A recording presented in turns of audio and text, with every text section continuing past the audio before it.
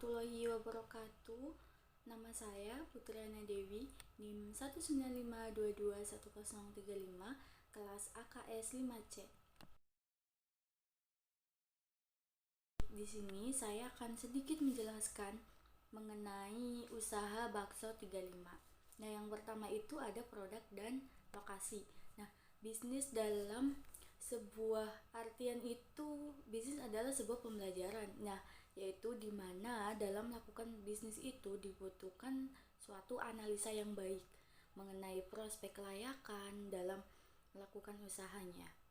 Oleh sebab itu, bisnis itu harus dimulai sejak dini dan harus dalam keinginan diri sendiri, sehingga kita memiliki banyak waktu untuk memulai bisnis itu dan berpikir ide kreatif apa yang bakalan kita jadikan sebagai ajang untuk melakukan bisnis.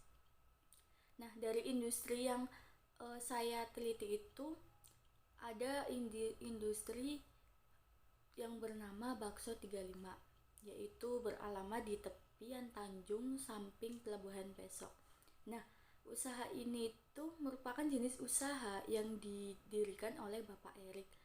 Adapun alasan untuk memulai usaha ini yaitu bakso adalah makanan merakyat yang banyak digemari oleh siapapun, entah itu anak-anak, entah itu remaja, dewasa, bahkan orang tua atau lanjut usia. Nah, apa sih? Bahan baku pembuatan bakso itu juga relatif mudah dan dapat dibeli di berbagai tempat seperti supermarket terdekat dan lain sebagainya.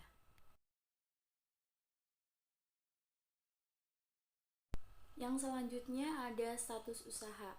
Nah, usaha bakso 35 ini dibangun oleh Bapak Erik dan dikembangkan dari beberapa tahun setelah pembukaan usaha ini. Bapak Erik itu akan terus memanfaatkan pengalaman dari tahun ke tahun agar lebih baik lagi tingkatannya dalam menjual baksonya. Jadi, Bapak Erik ini akan terus meningkatkan efisiensi dalam melakukan usaha bisnis baksonya untuk dikenal di berbagai orang.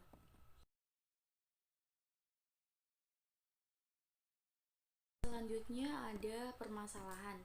Apa sih permasalahan yang ada dalam menciptakan bakso 35 ini? Nah, yaitu membahas terkait dengan tidak adanya batasan konsumen pada produk ini. Perihal kualitas dan kuantitas dari usaha ini itu tentunya dapat melalui pembuatan berbagai menu di setiap acara keluarga seperti arisan keluarga, kumpulan bersama teman-teman, reuni, ulang tahun, pernikahan, dan lain sebagainya. Nah, dalam bakso 35 ini akan mudah dikenal orang. Nah, dalam melakukan metode promosi pun tidak mengalami permasalahan yang signifikan atau mengalami kendala karena menggunakan konsep pemasaran yang lebih komprehensif di setiap melakukan kegiatan orderan. Nah, penawaran pun ditawarkan dengan cara door to door, penawaran harga miring.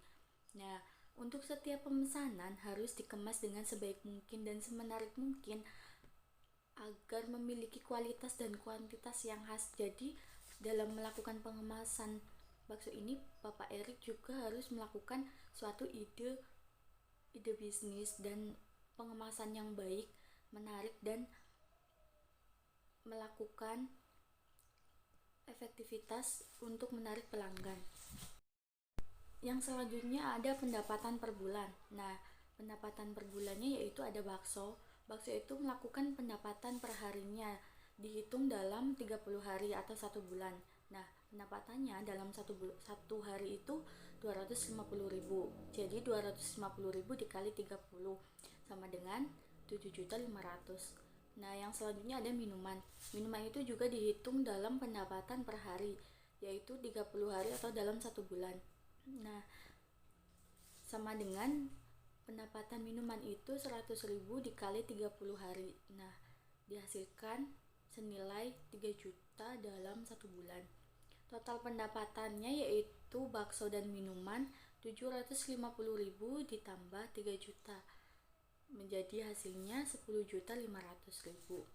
Nah, bahan baku bakso itu rata-rata untuk 2 hari, jadi 1 bulan itu bisa membuat bakso sebanyak 15 kali untuk menjadikan bahan baku. Jadi 15 dibagi 402.000 rupiah dikali 15 sama dengan 6.030.000 rupiah. Nah, laba bersih per bulannya itu penjualan dikurangi biaya-biaya dikurangi bahan baku. Nah, penjualannya itu 10.500.000, biaya-biayanya 697.000 dan bahan bakunya 6.030.000 dan menghasilkan jumlahnya yaitu senilai 3, semuanya itu tadi dikurangi, jadi totalnya yaitu 3.773.000 rupiah. Nah, apa sih kira-kira perkiraan modal kembalinya atau payback periodenya? Nah, modal awalnya kan sama dengan laba bersih penjualan. Nah, sama laba bersih penjualan itu sama dengan jangka waktu modal kembali dalam waktu per bulan.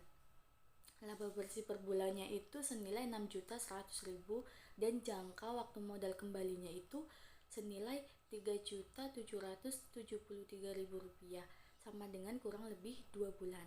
Jadi dapat diperkirakan modal akan kembali setelah penjualan itu berlangsung selama kurang lebih 2 bulan.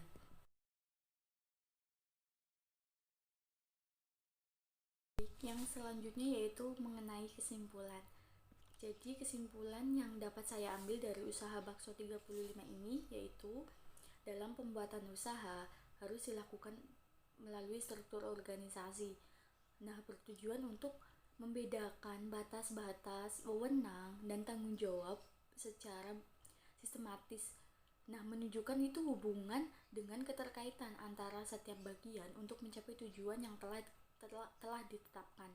Nah, melalui struktur organisasi yang baik, yang sistematis, yang adil, itu pengaturan pelaksanaan itu dapat diterapkan sehingga efisiensi dan efektivitas kinerja itu dapat diwujudkan melalui kerjasama dengan koordinasi yang baik, sehingga tujuan bisnis itu dapat dicapai sesuai dengan ketentuan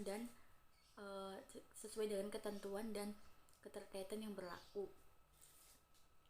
Nah, oleh sebab itu struktur organisasi itu mengidentifikasikan peran dan tanggung jawabnya dari setiap anggota atau setiap karyawan di dalam suatu usaha itu mendapatkan struktur yang dibuat juga harus mengoptimalkan kelebihan dan menutupi kelemahan dari setiap bagian atau individu dalam suatu usaha atau bisnis tersebut.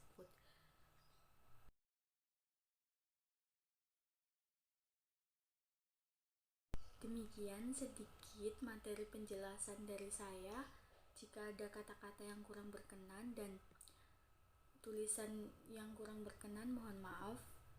Wassalamualaikum warahmatullahi wabarakatuh.